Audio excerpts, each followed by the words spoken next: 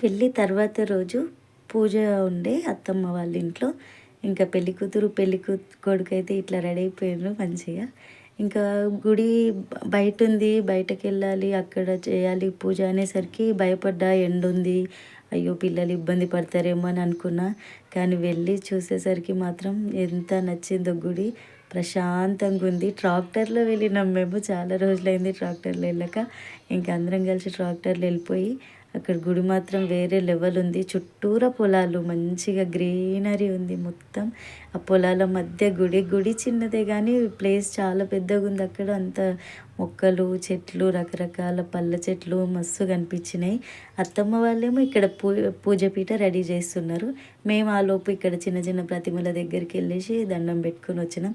ఖుషి జున్నుకేమో ఇట్లాంటి ప్లేసెస్లో వదిలిపెట్టాలి, హ్యాపీగా ఆడుకుంటారు, ఎవరిని ఇబ్బంది పెట్టరు అస్సలు.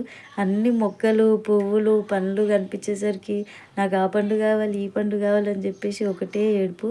ఇవేవో కనిపించాయని చెప్పేసి తెంపుతున్నాం. నాకు ఈ ఫ్రూట్స్ తెలుసు, బట్ వీటి నేమ్ తెలీదు.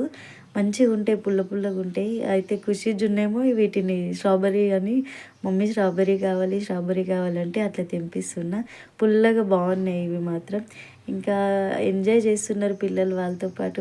మనం కూడా చిన్నపిల్లలం అయిపోతాం ఒక్కోసారి. ఇంకా పూజ నడుస్తూ ఉంది. పూజ కంప్లీట్ చేసుకొని అయితే ఇంటికి వెళ్ళిపోయాము. ప్లేస్ అయితే చాలా చాలా నచ్చింది, రిలాక్స్గా ఉన్నాము. వీడియో నచ్చితే లైక్ చేయండి, కామెంట్ చేయండి, సబ్స్క్రైబ్ చేసుకోండి నా ఛానల్ని కిర్రాక్ ఖుషి. Thank you.